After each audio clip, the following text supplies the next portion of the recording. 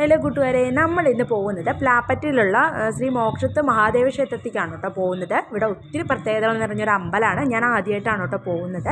അപ്പോൾ ഇവിടെ മെയിനായിട്ടുള്ള വഴിപാടെന്ന് പറയുന്നത് ഉണ്ണിഗണപതിക്കുള്ള ഒരു വഴിപാടാണ് കേട്ടോ. അതായത് നമുക്ക് ജോലി ആവശ്യങ്ങളോ ഇല്ലെങ്കിൽ ദേഹമുട്ട അസുഖങ്ങൾക്കായിട്ടോ ഇല്ലെങ്കിൽ ഒത്തിരി കാര്യസാധ്യതകൾക്കുള്ള മുട്ടുകളാണ് നമ്മുടെ വഴിപാടായിട്ട് നടക്കുന്നത് കേട്ടോ. ഈ അമ്പലത്തിന് 3000-ഓളം വർഷങ്ങളോളം പഴക്കമുണ്ടെന്നാണ് പറയപ്പെടുന്നത്. ഇവിടുത്തെ മെയിൻ മേൽശാന്തി എന്ന് പറയുന്നത് ശ്രീരാം ശാന്തിയാണ്. ഇവരാണ് മുട്ടറുത്ത് ഫലം പറയുന്നത്. കാര്യസാധ്യം നടന്നു കഴിഞ്ഞാൽ വീണ്ടും ഈ അമ്പലം വന്ന് സന്ദർശിക്കാറുമുണ്ട്. പിന്നെ ഒത്തിരി ദൂരങ്ങളിൽ നിന്നെല്ലാം ആൾക്കാർ വരാറുണ്ട്. ഞങ്ങൾ പോയ ദിവസങ്ങളിൽ തമിഴ്നാട്ടിൽ നിന്നെല്ലാം ആൾക്കാരുണ്ടായിരുന്നു കേട്ടോ. മെയിനായിട്ട് വെള്ളി ചൊവ്വ ദിവസങ്ങളിലാണ് മുട്ടറുക്കൽ പ്രധാന വഴിപാട് നടക്കുന്നത്. സോ അന്ന് കുറച്ച് തിരക്ക് അനുഭവപ്പെടാറുണ്ട് കേട്ടോ. അപ്പോൾ എത്ര തിരക്കാണെങ്കിലും ടോക്കൺ എത്ര എണ്ണം ഉണ്ടോ അതെല്ലാം അന്ന് തന്നെ തീർക്കാറുമുണ്ട്. ഓക്കെ. പിന്നെ വന്നിട്ട് ഇവിടുത്തെ ഒരു കൗതുക കാഴ്ചയാണ് ചുറ്റുമുള്ള മരങ്ങൾ ഒത്തിരി വവ്വാലുകൾ, ആയിരക്കണക്കിന് വവ്വാലുകൾ തൂങ്ങി കിടക്കുന്നതായി കാണാറുണ്ട് കേട്ടോ. അപ്പോൾ അത് പറയുന്നത് ഈ അപമൃത്യു സംഭവിച്ചിട്ട് മരിച്ച ആൾക്കാർ മോക്ഷത്തിന് വേണ്ടിയിട്ട് തപസ്സിരിക്കുക എന്നാണ് പറയപ്പെടുന്നത്.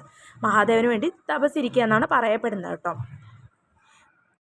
ഈ വവ്വാലുകളെല്ലാം രാവിലെ പുലർച്ചയ്ക്ക് വരും.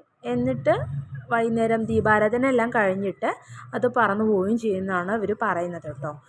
മെയിനായിട്ട് ഈ ഒരു അമ്പലം എന്ന് പറഞ്ഞാൽ നല്ല പോസിറ്റീവ് വൈബാണ് കേട്ടോ. നല്ല മനസ്സിന് നല്ല ശാന്തി കിട്ടുന്നൊരു അന്തരീക്ഷമാണ്. പിന്നെ മെയിനായിട്ട് ഒരുപാട് ചെറിയ കുട്ടികളെ കൊണ്ടുപോയി കഴിഞ്ഞാൽ ഒരുപാട് മണിക്കൂറൊക്കെ വെയിറ്റ് ചെയ്യേണ്ടി വരും. ഞങ്ങൾ ഒരു 9 മണിയാകുമ്പോഴൊക്കെ ഏകദേശം ഒരു 8:30 ആകുമ്പോൾ എത്തിയതിന് ശേഷം ഉച്ചയ്ക്ക് 1 മണി ആയി ഏകദേശം അവിടെ നിന്ന് വരാൻ. അപ്പോൾ ഒരുപാട് ചെറിയ കുട്ടികളെ കൊണ്ടുപോയാലും കുറച്ച് ബുദ്ധിമുട്ടുണ്ടാവും. എന്താണെങ്കിലും ഡിഫറെൻ്റ് ആയിട്ടുള്ള ഒരു അറ്റ്മോസ്ഫിയർ ആണ് കേട്ടോ. എന്താണെങ്കിലും പറയാതിരിക്കാൻ വയ്യ. വവ്വാലുകളൊക്കെ ഇങ്ങനെ അടുത്ത് തൂങ്ങി കിടക്കുന്ന കാണുമ്പോഴേ നമുക്ക് ചെറിയ പേടി വരും. കാരണം നമ്മുടെ നിപ്പ വൈറസ് ഓർമ്മ വരും. അതുകൊണ്ട് ഒരുപാട് അടുക്കാനൊന്നും നിൽക്കില്ല. ജസ്റ്റ് 1-2 തവണ നമ്മളിങ്ങനെ വലം വയ്ക്കും. അപ്പോൾ തന്നെ നല്ലൊരു പോസിറ്റീവ് എനർജി കിട്ടും കേട്ടോ. പിന്നെ വേറൊരു പ്രത്യേകത എന്ന് പറയുമ്പോൾ തന്നെ എന്താ അറിയോ, അവിടെ ഒത്തിരി മരങ്ങളിലായിട്ട് നമ്മുടെ നക്ഷത്രങ്ങൾ എല്ലാവരുടെയും നാളുകൾ എഴുതി വെച്ചിട്ട് ഓരോ മരങ്ങളുണ്ടാവും. അപ്പോൾ ആ മരങ്ങളിലൊക്കെ അവരവരുടെ നാൾ ഏതാണോ അതിന് നമുക്ക് കിണറിന്ന് വെള്ളം കോരിയിട്ട്